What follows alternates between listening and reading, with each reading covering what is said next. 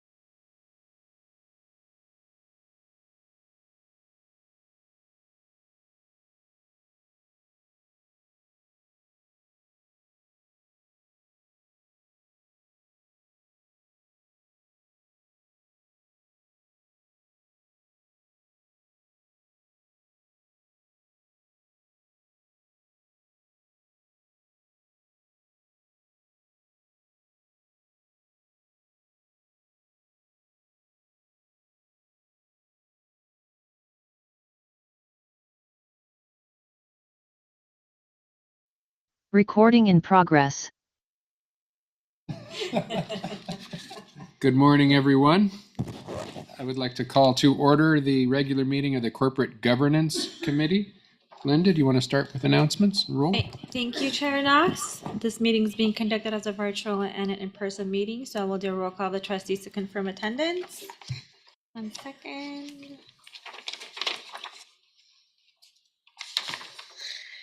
Mr. Knox?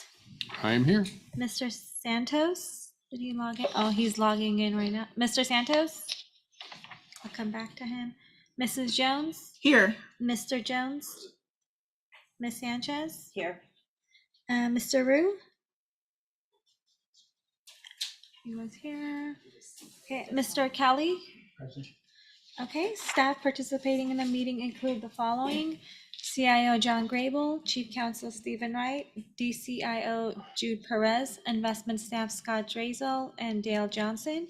Trustees, please use your raise your hand option to be placed in the queue. At this time, we ask all meeting participants to mute their mics until you're ready to speak. And now we may proceed with the agenda. Thank you very much, Linda. Item 2, procedure for teleconference meeting attendance under AB 2449. Do we have anybody We do not. requesting permission of that? Thank you. Item 3, approval of the minutes from the meeting of April 12th, 2023. Are there any corrections or comments? Motions?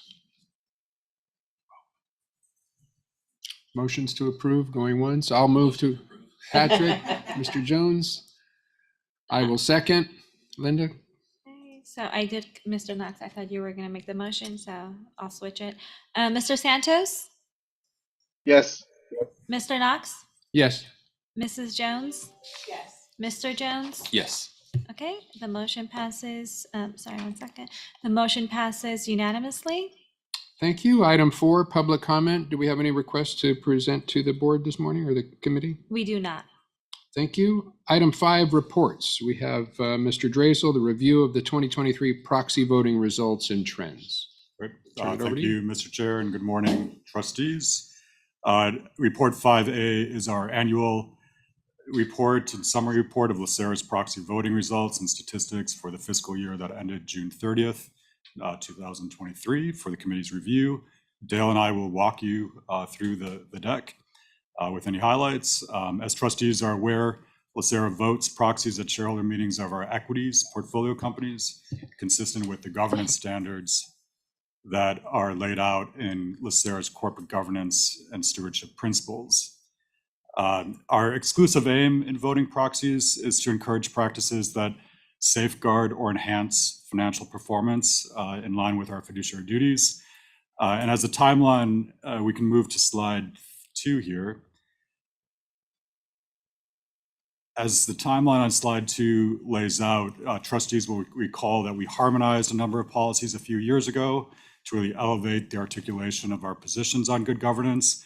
And in the subsequent 6 years, we've been working to restructure public equities accounts to assume more of the voting authority, to the point that now we've expanded that over 5-fold. And last year we voted 96% of the global equities portfolio by value. That expanded voting authority helps us to vote consistent with the principles that the committee and the board adopt, as well as consistent at companies regardless of which portfolio they're held in. So at Apple, we vote the same way regardless. Let's move to slide 3. Slide 3 is a quick snapshot of our voting process for any newer trustees around the table today. It starts on that right side really with the committee and then the board establishing and approving the principles. In that lower left quadrant, the team then gets busy to implement and vote proxies in line with those principles by incorporating some policy parameters into an online voting software. We access report, proxy research, so forth to inform our votes. And at the end of the year, we summarize results and bring it back to the committee for your overview and insight, hopefully. Let's move on to slide 4. As illustrated in slide 4, LACERA voted over 7,500 shareholder meetings around the world in over 60 different global markets. In the last year, about a third of those meetings, as you see in the world map, were in the US, which makes sense given the large number of US holdings that LACERA holds. Notably, there are also about 40% of those meetings were in Asia. That was prompted in part by, in Asia, sometimes companies are required to go back to shareholders multiple times each year for authorization on certain corporate transactions. The lower bar chart illustrates the number of meetings voted every month, and consistent with past years, you'll note that about 3/4 of the meetings happen between April and June, our kind of busy proxy season where it's a very compressed timeline.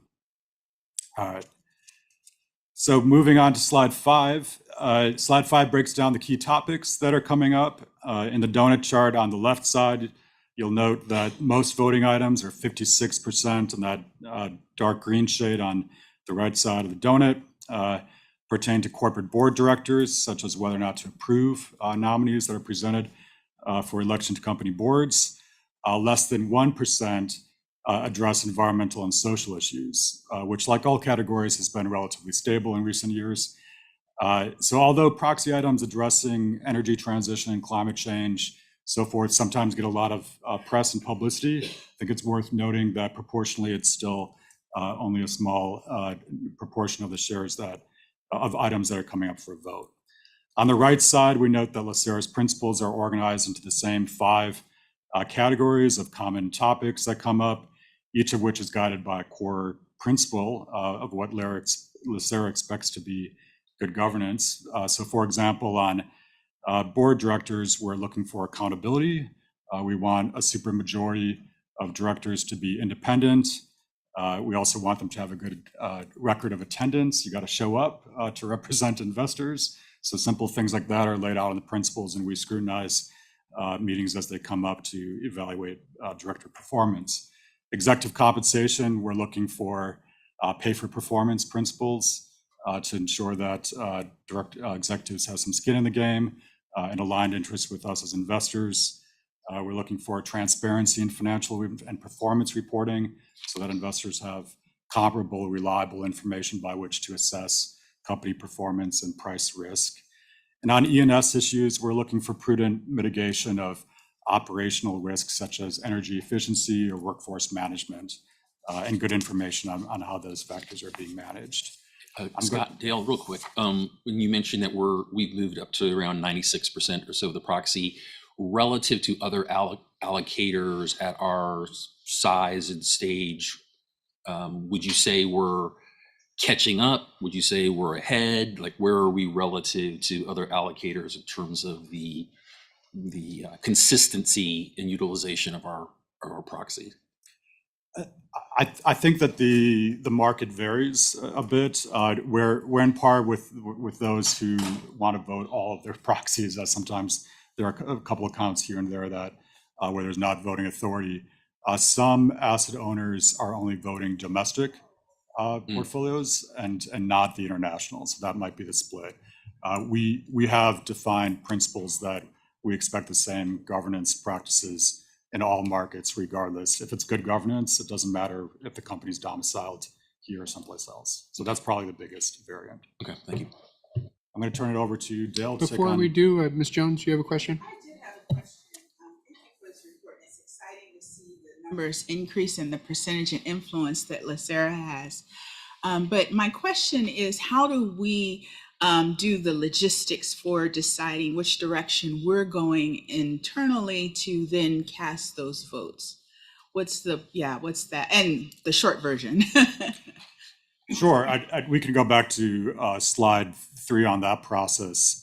So once the committee and the board have established the principles, we subscribe to an online voting platform that allows us to enter some parameters consistent with LACERA's policy. So for example, if we're expecting 2/3 of directors to be independent, we can basically program that into the review so that it translates and recommends that, according to our policy, this board might not meet that threshold. The team, and by the team I kind of mean Dale, reviews each of those votes to ensure that, in fact, that does look like it's, the platform is interpreting the research correctly. And if there are questions on interpretation, we have access to company research, proxy research, and even our external active managers to get their opinion. If there are questions of interpretation, we have an internal process to work with our CIO and chief counsel to, in real time and in kind of that compressed timeline, be able to interpret the vote and then come back to you and vote and present the high-level results. Very nice, thank you. Sure.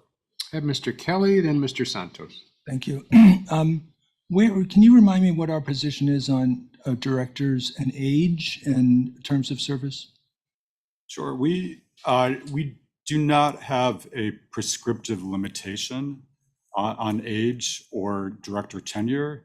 We rely on boards to hopefully have a robust process of internal self-assessment and refreshment, looking at what skills are needed to have on the board, who's able to kind of contribute and have kind of a regular process by which there's some fresh perspectives being added.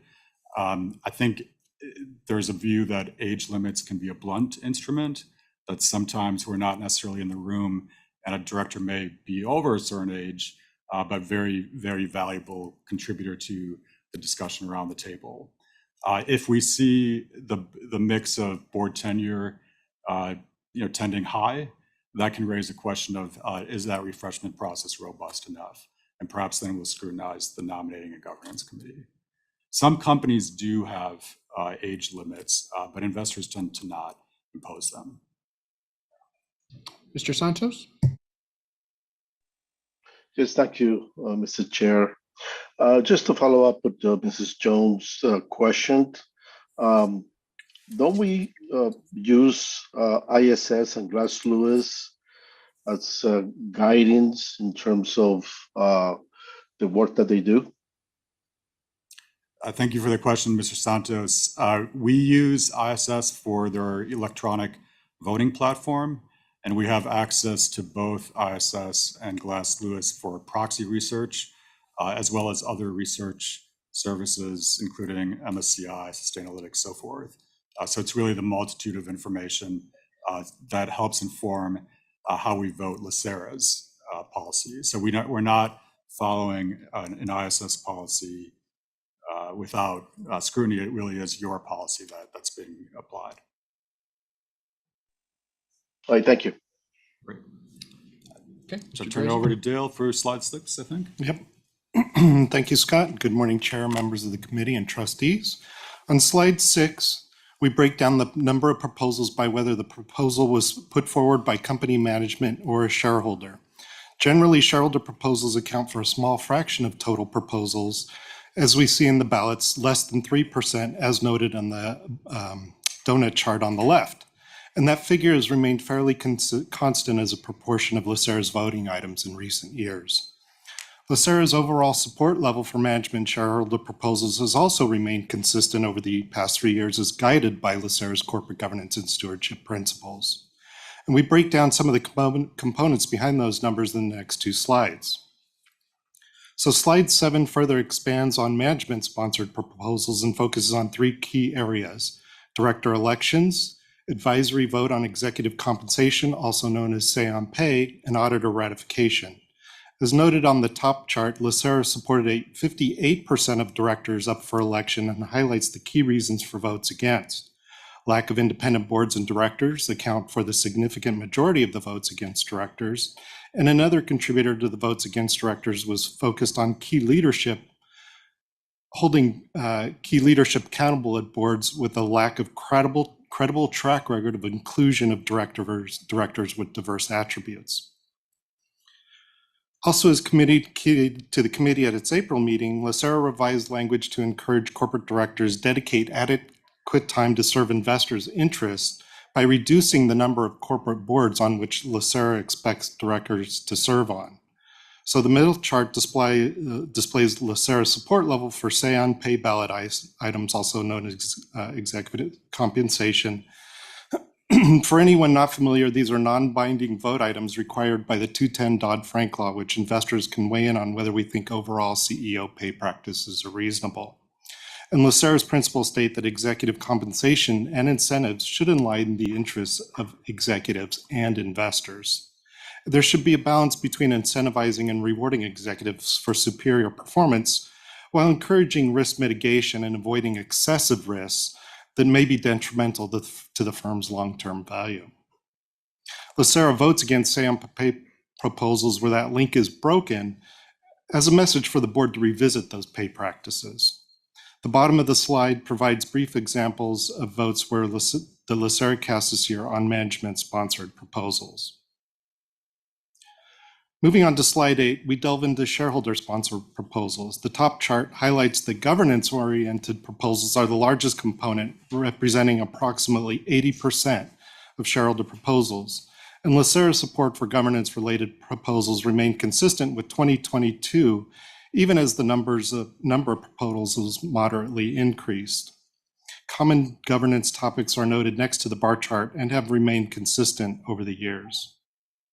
LACERA supported a majority of environmental and social proposals, which are represented mostly by shareholder proposals in the US, which often request reports on how companies address business risks that may impact financial value. The bottom of the slide provides several examples of shareholder proposals that LACERA supported during the season. Slide 9 provides more insight on the differences in LACERA's support level of management and shareholder proposals in the US relative to outside the US. To be clear, LACERA's principles are universal and applied globally, but as reported on previous slides, there is meaningful differences in support levels across regions due to local market practices. So the top left chart compares support levels for management proposals for the two regions and highlight differences driving those support levels. The decline in support for management proposals in the US is related to votes against directors as a result of LACERA raising expectations of directors to be accountable to investors, such as those serving on too many boards who oversee companies that maintain differential voting rights and have not introduced any provisions by which that weighted voting rights system will sunset. Again, those issues are more prevalent in the US. The bottom right chart highlights vote levels for shareholder proposals and key differences. I won't get into the details in those as they've remained fairly consistent. Slide 10 addresses some of the bigger themes of management-sponsored proposals for the broader proxy season. In earlier slides, I commented on how these items were addressed in LACERA's proxy voting, but this slide summarizes some key market developments, including outcomes and trends. Generally, say-on-pay ballot items and directors continue to receive high levels of support from investors. Despite investors showing a higher level of support for pay practices than LACERA, with 90% being the average investor support level for CEO pay versus LACERA's 75%, we note that there were some high-profile negative votes. And investors' focus on board quality continues to drive disclosure and evaluation of board practices and composition to reflect a diverse set of perspectives and skills represented on the board to drive company strategy.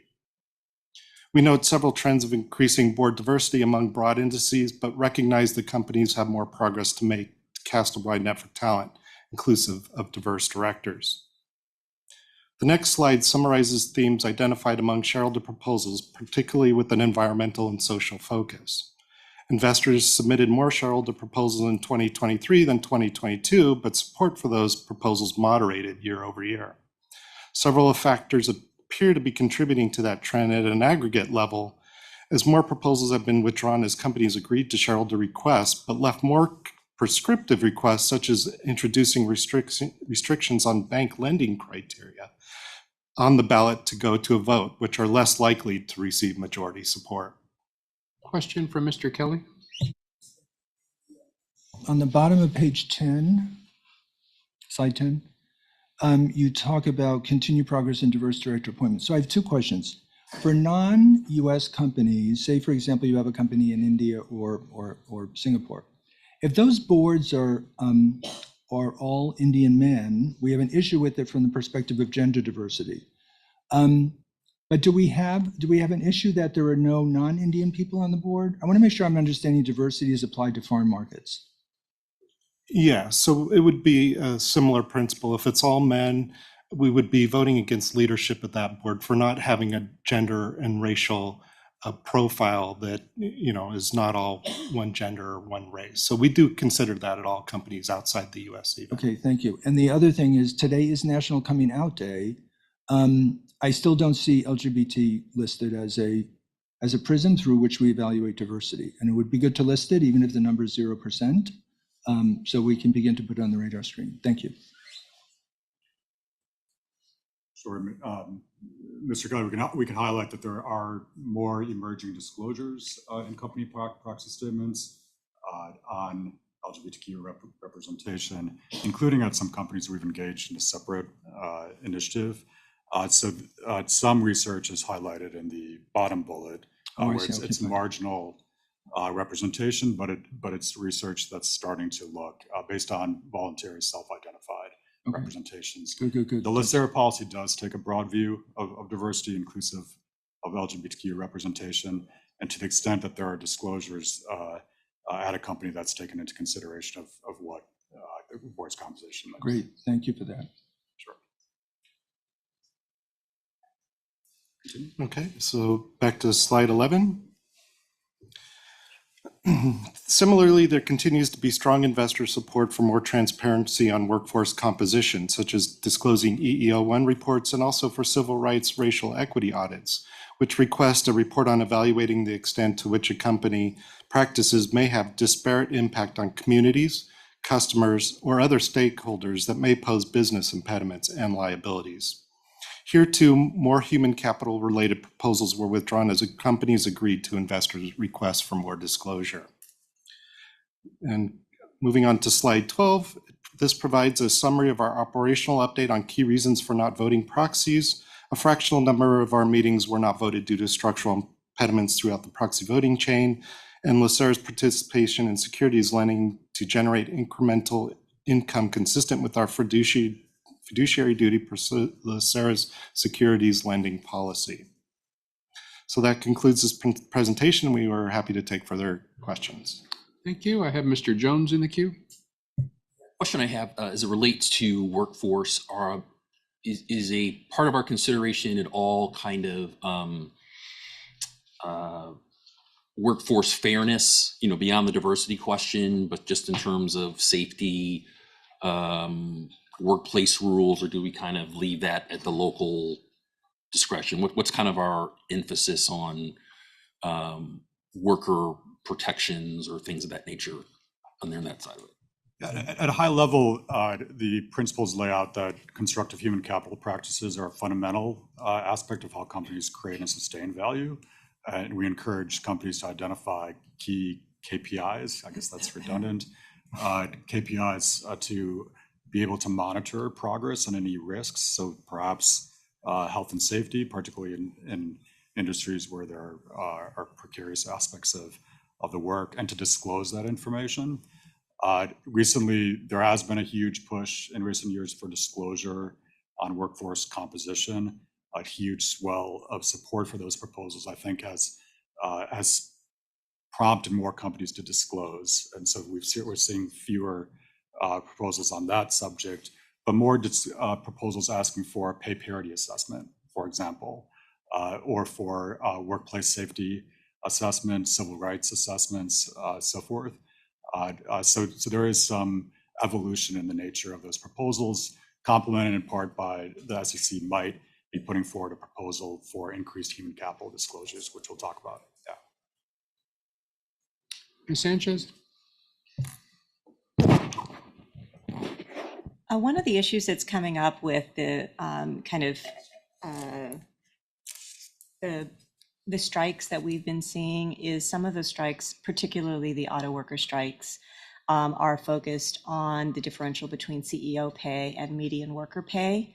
Obviously, that focused very squarely on Mary Barra, but I think it's a problem across companies today that CEOs can't possibly bring 200 times the amount of productivity to the job than the average worker. And how are we addressing that issue, or are we addressing that issue within the way that we vote our proxies?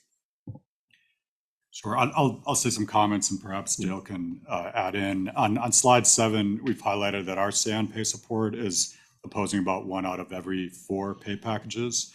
And the principles that LACERA has adopted are encouraging pay for performance, and you can take into consideration paid magnitude within that equation. The 2010 Dodd-Frank rule requires public companies in the US to disclose worker to CEO pay ratios. Those tend to vary significantly depending on the nature of the industry and the average pay, which are defined even, how you define an employee, part-time versus full-time, so forth in certain sectors.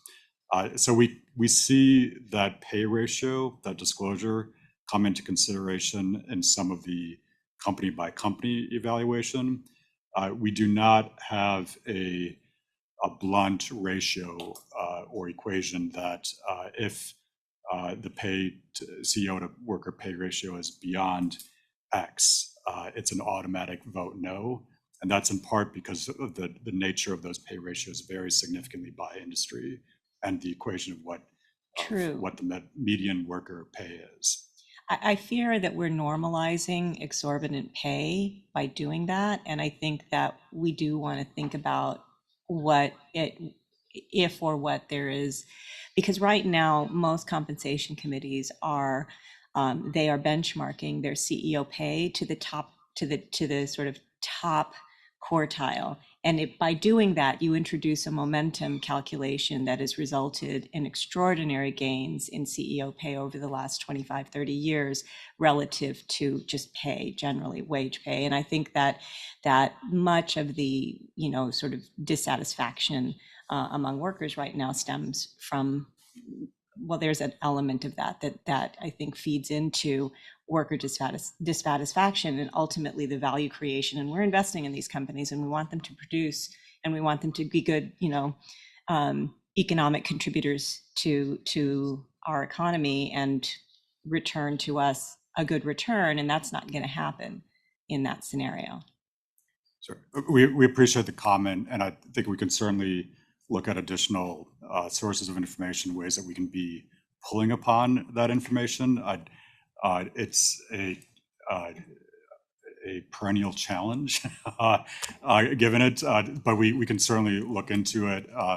We share the view that the use of peer groups can ratchet up pay. A lot of those peer groups are very aspirational. It tends to be kind of Lake Wabagon, where everybody's above average, right? So the access to not just relying on the company's disclosed peer group, but our ability to have access, thanks to LACERA's resources on ISS and Glass Lewis research, helps present different views of what an appropriate peer group might be. So we appreciate the comment. Yeah, and let's make sure we apply common sense to that, because normalization happens this way. Thank you. Any further questions on 5A? Perfect. Moving on to 5B, review of stewardship and corporate governance engagement initiatives. Mr. Drazel again. Great. Thank you, Mr. Chair. Report 5B provides the committee with updates on 3 of LACERA's key stewardship strategies for your review, including engaging with portfolio companies and policymakers, ESG integration into the investment evaluation and monitoring, and some of our public reporting. If we can move to slide 3 on the deck. Thank you, team.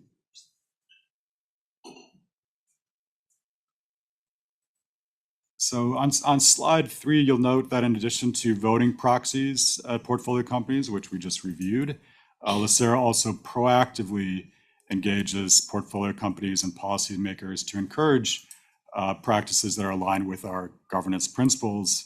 Again, the key aim is to encourage practices that we believe will help safeguard our investments or enhance value in line with LACERA's mission to produce, protect, and provide the promised benefits. To try to be effective and manage our finite resources, we established 4 priorities for when and where LACERA does proactive engagement, as summarized in the slide 3. They include starting on that upper left and going clockwise, weighing in on financial market policies and regulations, such as with the SEC, often in collaboration with industry associations like Council of Institutional Investors and ILPA, to collaborate with peers who have common interests and hopefully be able to amplify our voices. Upper right is work to advance best practices, engage a targeted number of companies through focused outreach and dialogue to consider adopting practices in line with LACERA's principles on key risks and material themes. That includes corporate board quality and refreshment and diversity, climate risks at carbon intensive holdings in the portfolio, how they're mitigating an energy transition, and equal voting rights for investors. And we'll unpack those in the coming slides. Thought leadership, where we can advance practical approaches and strategies in line with our principles. And we'll cover the LACERA Tide updates at an upcoming December meeting. And then the last quadrant, trying to expand the availability and quality of ESG disclosures and data in the marketplace so that investors can better price and analyze those risks. And that's often been through supporting the establishment and growth of reporting frameworks to help guide what companies should be reporting that investors want to see. We highlight at the bottom of this slide that where we have been doing proactive engagements, they tend to be, we seek to collaborate to expand our impact. We're looking for credible reforms through diplomatic dialogue, really with the viewpoint that we're equity owners, we're inside voices at companies. And we aim for initiatives where hopefully there are prospects for meaningful gains and success. So we'll look at each of the updates on each of these in turn, turning with slide 4. Slide 4 is just a quick snapshot on select highlights in the policy and regulation arena. First, we're pleased to update that the SEC implemented a new rule called the Universal Proxy Rule, which CII and LACERA long advocated. This rule allows investors to pick and choose among board director candidates when there's a proxy contest. A hedge fund might come to a company and say, we've got a slate of dissident directors we think are positioned to add value to the company. Historically, we had to choose if we would vote on their ballot or on the company's ballot. The universal proxy card allows all candidates to be presented on the same ballot, and we can pick and choose which candidates we think have the right combination of skills and experience to represent investors. So a hard-fought reform, but as the proxy report mentioned, directors are 55% of what we're voting. So a key advancement to expand the enfranchisement of investors. Second, we note that the SEC approved new rules for private fund advisors, which John spoke to in his CIO report last month. LACERA had submitted formal comments when those rules were initially proposed. We supported increased transparency on fee and performance reporting at private funds and expressed caution on the proposed limitations or what we perceive to be in effect limitations on investors' ability to negotiate side letters. So we'll monitor to see how and work with counsel to see how those actually are being implemented. And lastly, the SEC is expected to put forward in the coming months a final rule to require companies to report carbon emissions and climate-related investment risks. The state of California just passed legislation and governor signed this week on a similar theme. And the SEC also might propose increased reporting on workforce management metrics, which we discussed with the committee with guest speakers last spring. So on these topics, LACERA continues to monitor some work with CII and others to suggest reforms, as well as to be prepared to submit formal comments when they might be meaningful. Slide 11, not slide 11, sorry. Jumping ahead. Let me turn it over to Joe for the next slide. On slide 5, this slide updates trustees on our work over the past 5 years with California funds such as CalPERS, CalSTRS, and San Francisco employees on our work to engage companies with a focus on board quality. We want to understand how the board and company identify skills, competencies, and talent on the board to oversee risk. As articulated in LACERA's corporate governance stewardship principles, we rely on corporate boards to best serve investors' interests. And so we want companies to cast a wide net for the best talent for boards, inclusive of diverse backgrounds, that can help look out for and oversee risks to corporate strategy and execution. Following our engagements over this time period, 368 directors, including women and/or people of color, have been appointed to boards of 184 companies of the 291 that we've engaged. This includes 36 diverse directors appointed to 28 boards among the 60 companies we engaged last year. As presented on the top of the slide, our engagements start with letters and dialogues with corporate leaders and independent board directors to understand their process for board evaluations, skills assessments, and director recruitment. In our conversations, we encourage diversity to be memorialized in director nomination policies for boards to report on how they consider diversity when conducting director recruitment, but we don't prescribe specific actions for companies to take. All 4 funds continue to collaborate, including engaging 52 more U.S. companies this year. On the left side of slide 6, we provide a summary of appointments based upon public disclosures of voluntary self-identified attributes. On the right side of the slide, we capture some excerpts of governance policies and documents that engaged companies have revised to affirm a commitment to diversity and/or to include diverse director candidates in interview slates.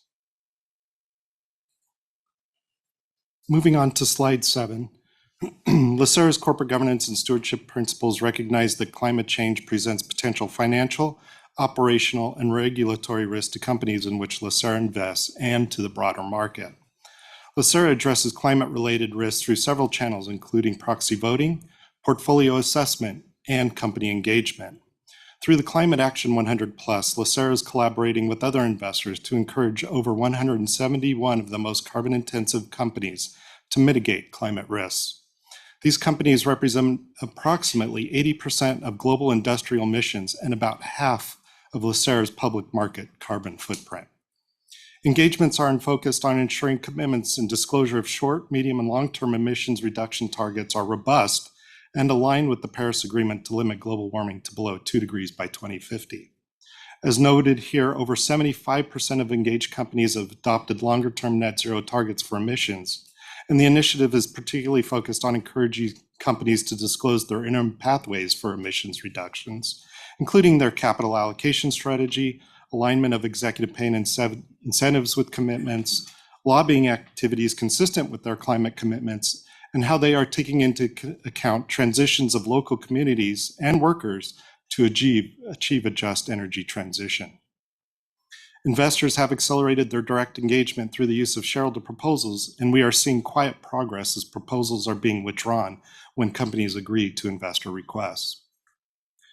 On slide 8, we focus on an initiative to address a key fundamental governance issue that can insulate directors from accountability to investors through unequal vote structures. These structures provide disproportionate voting rights that are not aligned with an insider's economic exposure or ownership, and confers inferior voting rights to unaffiliated investors like LACERA. The proportion of initial public offerings of companies with multi-class share structures has increased over the past several years, as an increasing volume of academic research has been presented that demonstrates a disconnect in share performance over time, typically resulting in a discount after about 7 years. This disconnect led to the formation of this investor coalition to encourage companies to revert to share structures with voting rights proportionate to investors' economic interest, also known as one share, one vote.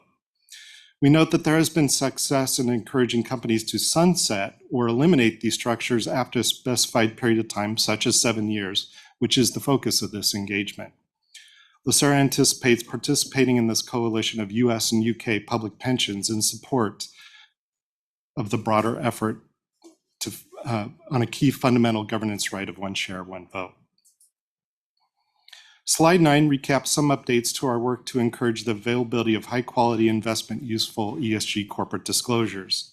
LACERA's principles expects firms to provide oversight and disclosure of relevant factors and how they are managed and mitigated so that investors can assess their potential financial impact on company value. To encourage disclosure, LACERA affiliated with the Sustainability Accounting Standards Board in 2019 and endorsed the Task Force on Climate-Related Financial Disclosures also in 2019. Each of these initiatives developed frameworks for disclosure to provide comparable investment useful reporting on material ESG and climate risks, As enumerated in the chart on the bottom right of the slide, the adoption of the frameworks has been significant and rapid, with now over half of large global companies reporting ESG and climate-related risks in accordance with SASB and TCFD frameworks. To this end, following the International Financial Reporting Standards International Sustainability Standards Board built upon its absorption of the SASB standards and the TCFD framework and released finalized ESG and climate reporting standards to be adopted and incorporated by regulators and stock exchanges. Because currently, LACERA continues to be active with the ISSB Investor Advisory Group to encourage market adoption and of the reporting frameworks and to help guide corporate disclosures. Slide 10 highlights our focus. Quick question from Mr. Kelly. Thank you.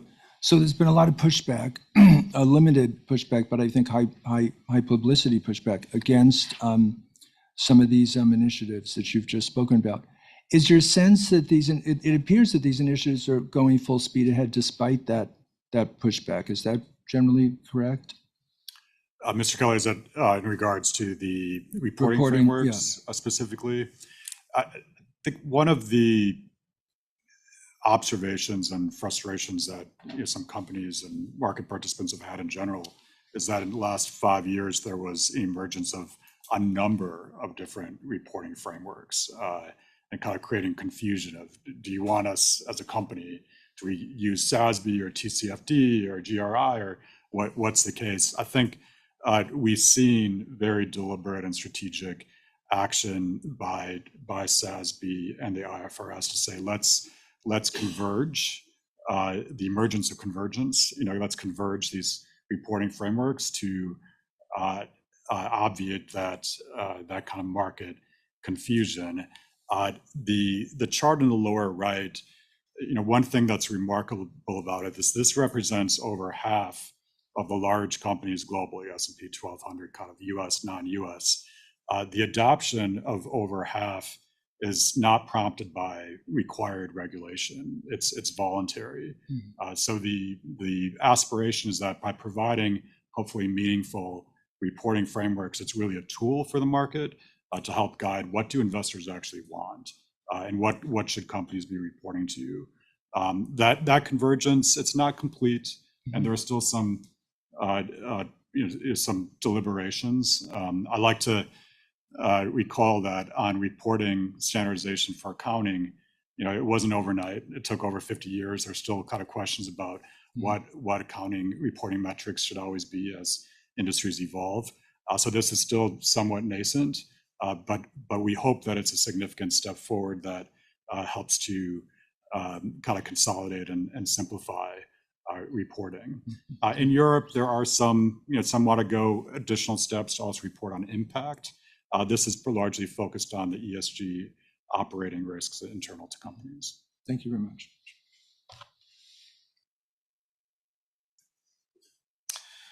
So slide 10 highlights our focus on ESG integration into all mandates that LACERA is invested in. Beginning with upfront due diligence and continuing with ongoing annual assessments, LACERA evaluates the extent to which ESG is integrated into the portfolio construction process. This assessment evaluates the policies, practices, performance, and transparency of the efforts across a continuum, beginning with no consideration, the ones, to complete integration as noted on the left chart of the slide through 5. As trustees are aware, these scores are reported as a pillar of the manager scorecard to the board in the quarterly performance book. The chart on the right side of the slide shows a trend in ESG scores by asset class over the past 3 calendar years. To the extent that data is available, we attempt to complement our qualitative analysis through the due diligence questionnaires, initial and ongoing, with quantitative data to drive deeper analysis and foster consistency in our analysis.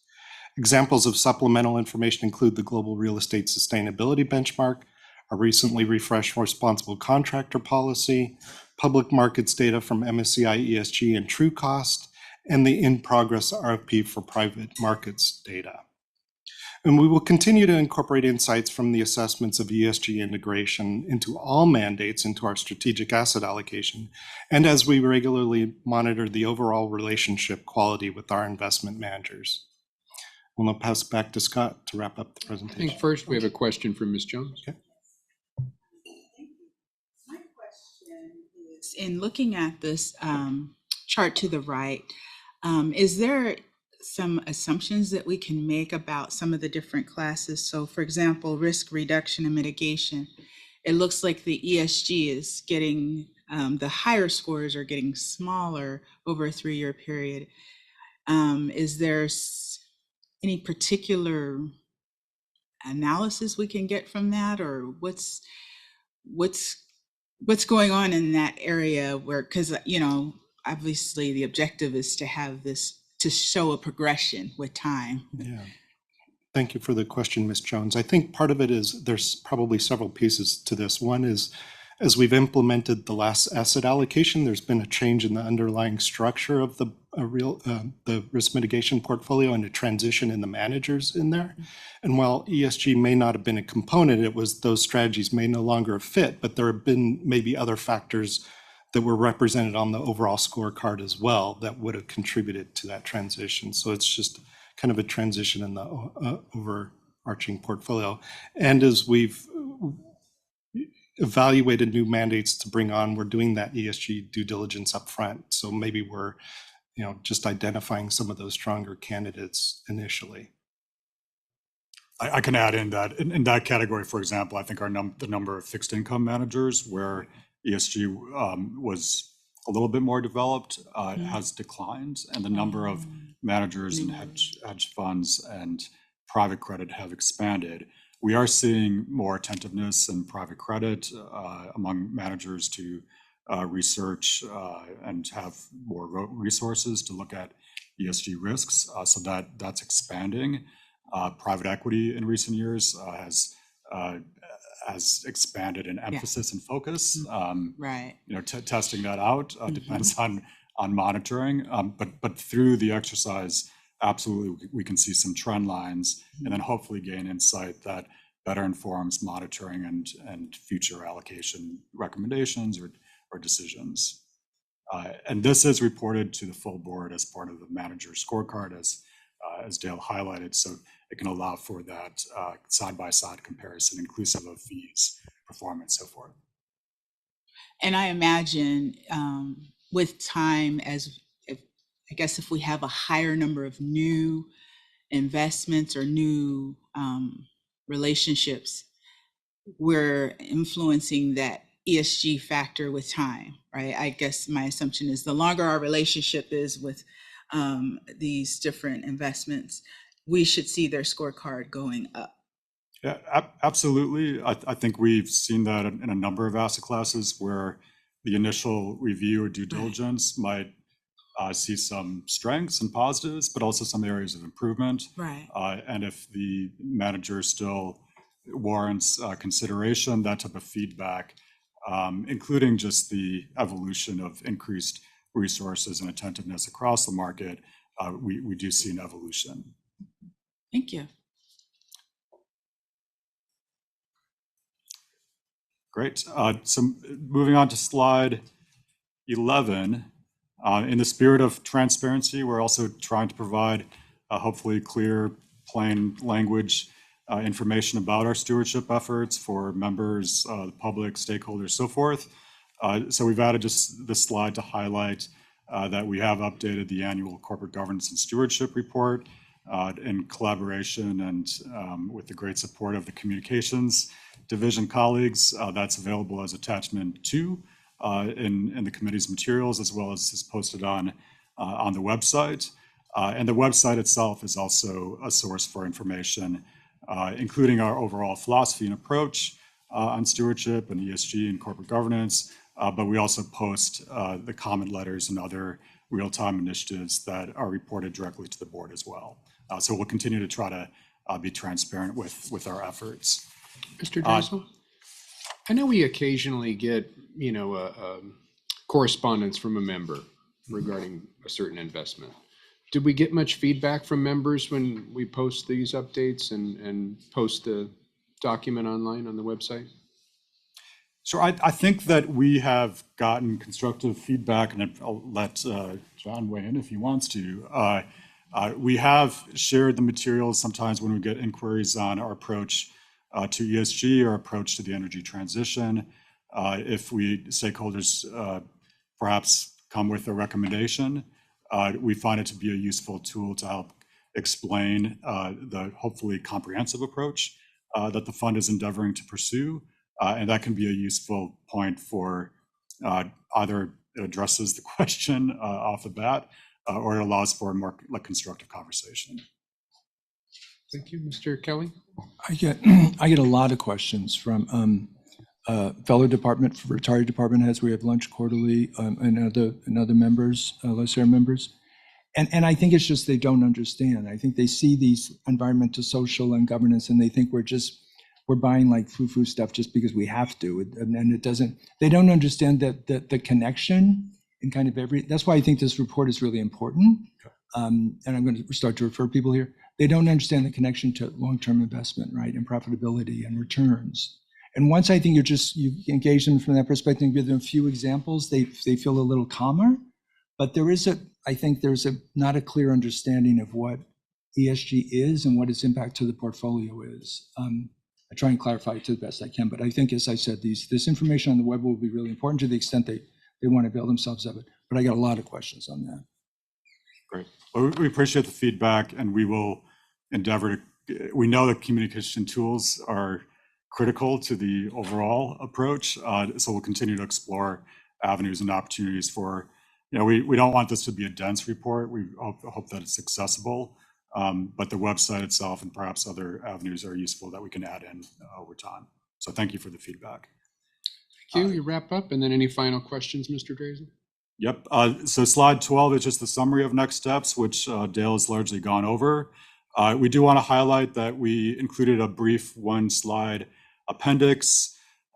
This report really focuses on where we're taking proactive steps to encourage practices aligned with our principles, really with the aim of enhancing and safeguarding financial performance.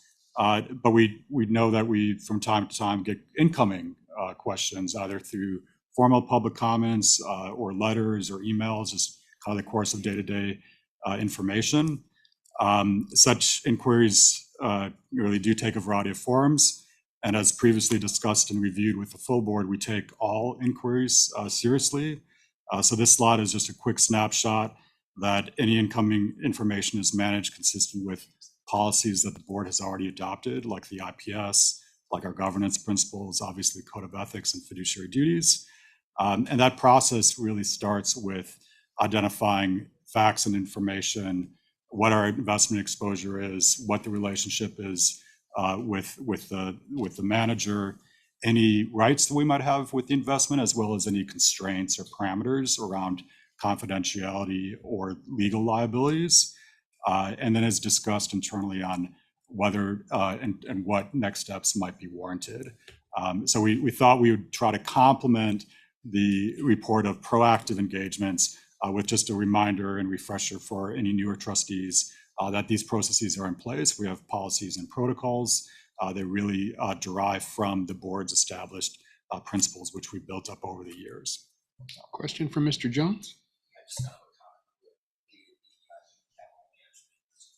Last time that we met, and I see the evolution. I'm just curious, kind of as it relates a little bit to what Jeannie was saying around the pay, but I just think that human capital piece from a thought leadership opportunity, not that John's staff isn't already stretched thin on a variety of other issues, but having an opportunity for our voice and our kind of evolving thoughts around that to have a place in that broader discussion is something very interesting. So thanks very much. Okay. Any final questions, comments from members of the committee or otherwise, peers at large? Great. Thank you both very much. Appreciate it. Thank you. Moving on to item 6, items for staff review. Nothing to report. Items for future agendas. Nothing I'll to open it up. Hearing none, seeing none. We are on item 8, good of the order. I will just open it up. I have one good of the order Ms. comment. Sanchez, please. Yes, so as everybody knows, it's Hispanic Heritage Month, and on Monday, LACERA, which is the Hispanic Association of Corporate Responsibility, announced their latest corporate inclusion index, and it included a few statistics that I think are quite interesting. The first is on C-suite and boards. 7% of individuals on boards participating at companies in the SR index are Hispanic. 5% of CEO direct reports identify as Hispanic. And suppliers in procurement, fewer than 1% of suppliers to Fortune 500 companies are Hispanic. I think these are really interesting statistics, and that kind of tell a story. Another stat is 73% of Hispanic employees are non-exempt at these companies. And so it tells a story about sort of where we are in the gap relative not only to population, but also relative to educational attainment. The educational attainment numbers are well in excess of this. So the idea that the numbers aren't there, the pipeline isn't there, et cetera, falls short when you look at that data. And so I think it's worth kind of taking on board the starkness of those numbers. And even in our own engagement efforts, we still see a big gap in terms of Hispanic achievement or attainment of board seats. And as one example that's shown in our data, that still lags dramatically relative, again, not only to population, but also to educational attainment. And the notion that as we progress in our jobs, that those numbers are whittled down by virtue of only 5% of direct reports to CEOs, because that is that is how you become a CEO, that is how you become a director. And I think that broken rung problem is a real problem. This is, and so I would just highlight that as something to think about. Thank you, Ms. Sanchez. Any other good of the order? Before I entertain a motion to adjourn, Chair Sanchez, what time would you like to start BOI? So I think we need to fix this echo problem. So I think Be let's good. let's begin at 9:50? 9:15. Or do you need more time? 9:20. Okay, 9:20. Just keeping in mind that we have to get through our agenda. 9:20. Okay, motion to adjourn. Thank you, Mr.